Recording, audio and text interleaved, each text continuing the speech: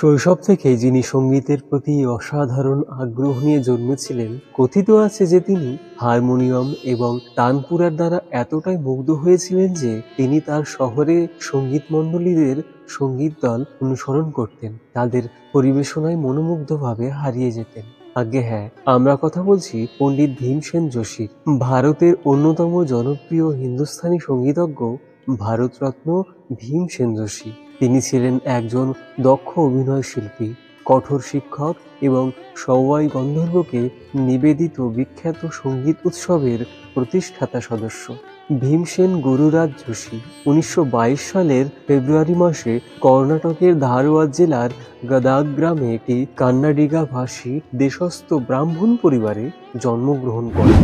তার পিতা গুরুরাজ যোশী ছিলেন একজন সংস্কৃত পণ্ডিত এবং স্থানীয় স্কুলের শিক্ষক। তার মা গোদাবরীবাই অল্প বয়সে মারা যান। ভীমসেন যোশী এবং সৎ ভাই বোন সাথে তার সৎ মা দ্বারা বেড়ে ওঠে।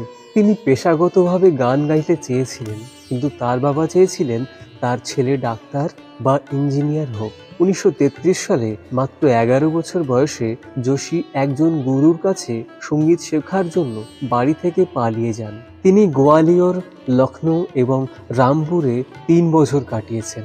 জীবিকা নির্বাহের জন্য বিভিন্ন অদ্ভুত কাজ করেছেন। গোয়ালিয়রে তিনি বিখ্যাত সরোদবাদক হাফিজ আলী খানের সহায়তায় গোয়ালিয়রের মহারাজা দ্বারা পরিচালিত মাধব সঙ্গীত বিদ্যালয়ে ভর্তি হতে সক্ষম হন। পরে তিনি রামপুর ঘরানার ওস্তাদ মুস্তাক হোসেন খানের সাথে সাক্ষাৎ করেন এবং 1 বছরেরও বেশি সময় ধরে তার সাথে থাকেন।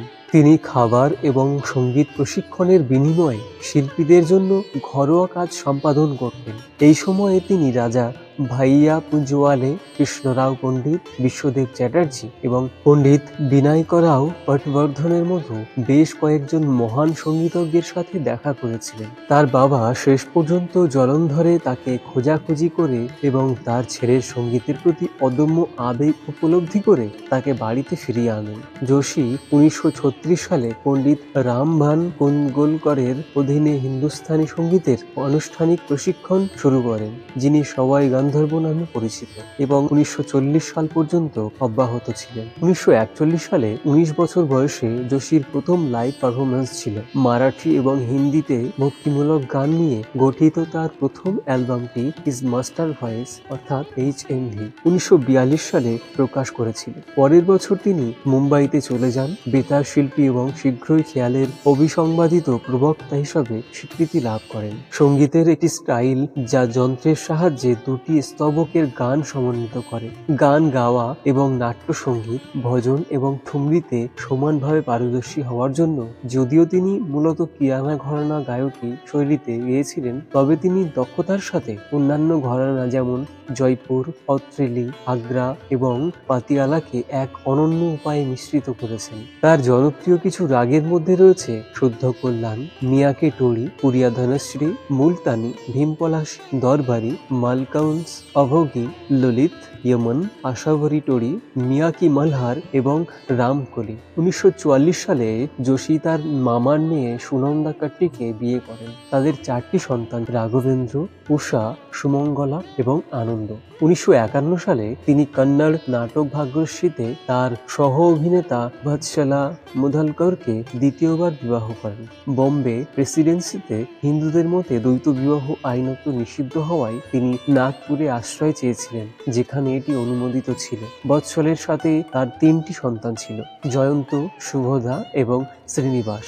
যোশীজি কন্নড় চলচ্চিত্র সন্ধ্যার রাগা 1966 এর জনপ্রিয় গান রাম্মাহি সরগাহুন লঙ্কা সহ বেশ কয়েকটি ফিচার ফিল্মে প্লেব্যাক গায়ক হিসেবে তার কণ্ঠ দিয়েছিলেন। তিনি মারাঠি সিনেমা স্বয়ম্বর জালে সিতেছে এর জন্য মান্না দে পারিয়া শোভাগু, গানের জন্য কর্ণাটিক কণ্ঠশিল্পী এম বালা মুরালীকৃষ্ণ এবং বীরবল মাই ব্রাদার, চলচ্চিত্রের জন্য পণ্ডিত যশরাজের মতো বিখ্যাত শিল্পীদের সাথে সহযোগিতা করেছিলেন। হিন্দি চলচ্চিত্র অনকহি-তে তার অভিনয় তাকে শ্রেষ্ঠ পুরুষ প্লেব্যাক গায়কের জাতীয় চলচ্চিত্র পুরস্কার এনে দেয়। যোশী ভীমসেন যোশী মিলে সুর মেরা তুমহারা মিউজিক ভিডিওতে তার অভিনয়ের জন্য ব্যাপক জনপ্রিয়তা পেয়েছিলেন, যা তৎকালীন প্রধানমন্ত্রী রাজীব গান্ধীর নির্দেশে জাতীয় সংহতিকে উন্নীত করার জন্য তার দ্বারা রচিত হয়েছিল। তিনি ভারতীয় প্রজাতন্ত্রের 50 বছর উপলক্ষে সঙ্গীত পরিচালক A.R. রহমান প্রযোজিত জনগণ মন-এর অংশও ছিলেন। আর্য সঙ্গীত প্রসারক মণ্ডলের সাথে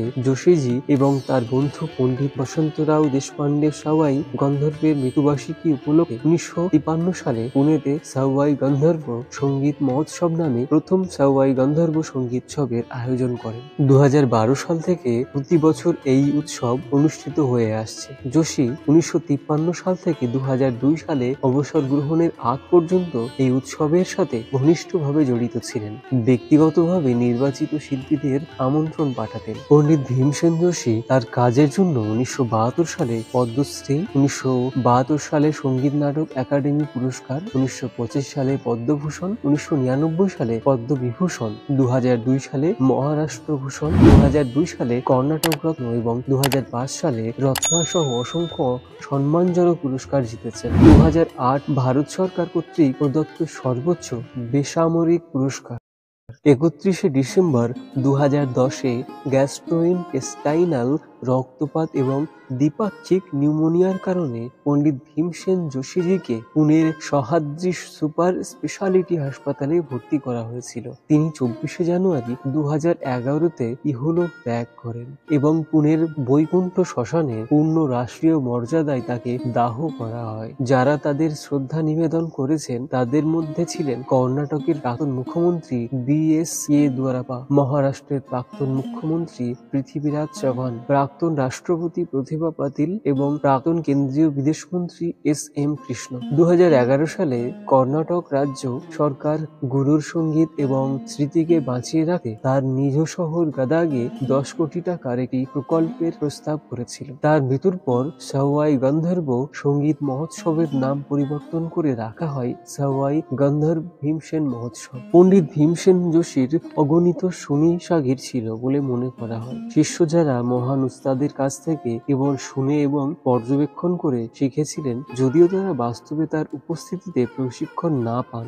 মাধব বুড়ি, নারায়ণ দেশপান্ডে, শ্রীকান্ত দেশপান্ডে, শ্রীনিবাস যোশী এবং আনন্দ ভাটে হলেন তার কিছু বিশিষ্ট শিষ্য। বন্ধুরা, এরকম আরো নতুন নতুন ভিডিও পেতে চ্যানেলটিকে সাবস্ক্রাইব করে পাশে থাকা বেল আইকনটিকে প্রেস করে অল করে দিন। ও ভিডিওটি ভালো লেগে থাকলে লাইক, শেয়ার এবং আপনাদের মূল্যবান মতামত কমেন্টে জানাতে ভুলবেন না।